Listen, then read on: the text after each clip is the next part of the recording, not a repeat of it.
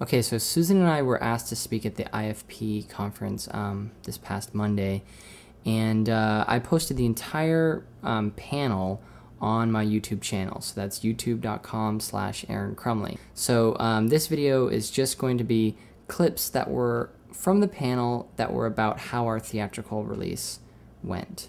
We were getting all these messages from people where they were saying, oh, we really want to see your film in our town, but we had no way of keeping track of that. So we asked people, okay, give us your email and your zip code and we'll sort through that information later. So here's a clip showing how we sorted through that information. So this just kind of shows how we plotted all the people out, all the zip codes out in Google Earth, and had a opt-in form. So people could put in their country, could work anywhere in the world. And then we'd keep track of theaters as well. We have a huge database of theaters that we share actually if any other filmmakers want to use it. It's all on our website.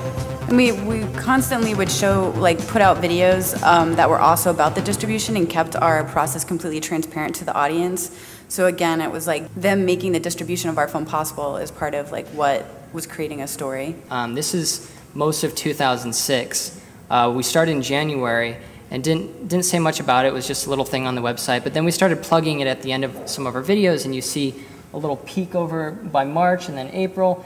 Basically, those peaks are every time we posted a video, because that brought more people to the site. Let me ask you a quick question. In terms of the numbers that we saw there, what was the conversion rate in regards to the amount of people that made requests in relation to who actually came out and saw the film for you? Yeah, well, that's a good question.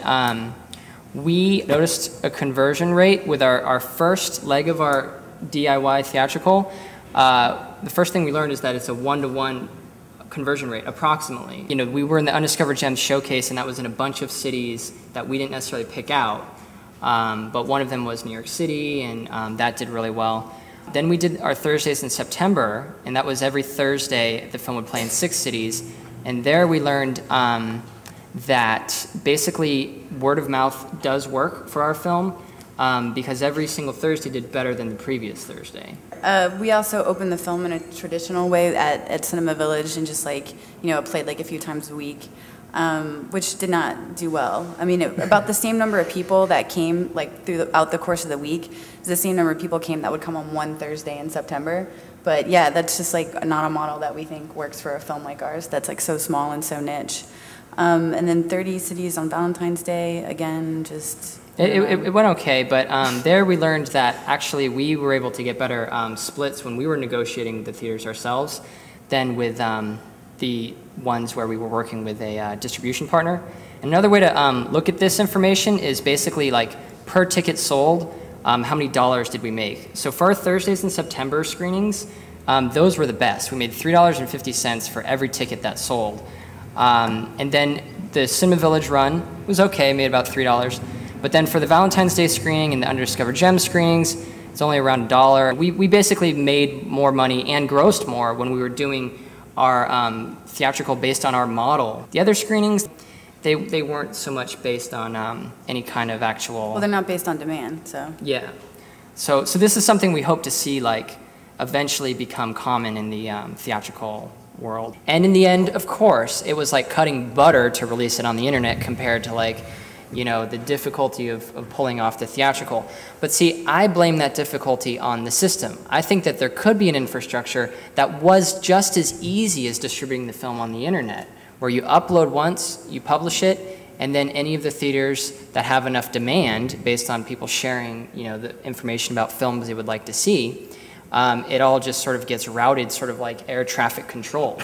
Where it's oh, we need a little bit of more screenings over here. We need a little bit like this, because with digital screenings, it could be that dynamic, and so something might only ever screen just once or twice, but that's still theatrical. Yeah, I don't see the. I agree that theatrical won't be necessary, but I think that it will continue to be a medium in which to watch films because people want to watch films that way, or watch Rocket Boom that way, or Dig Nation. They do screenings of their video podcast in theaters, where a bunch of people come and drink beer and throw popcorn at each other, and they watch this tech show kind of thing about what's going on with the internet and all these little news stories. And it's just two guys sitting on a couch for 50 minutes and they're watching that in a movie theater. Or how about a soccer game, you know, a bunch of soccer moms wanting to put something on. Or how about a movie that's made in Zimbabwe by a 12-year-old who's actually a genius or something like that, and it blows up on YouTube, but the blow up on YouTube is just one step away from actually making it to theaters and potentially on-demand DVD printing services and all kinds of stuff that can function the way we're already seeing is the sort of consumer habit, if you want to call it that, of the way people, you know, control the screens in their lives, like their computer screen, their TV screen, and eventually the theatrical screen.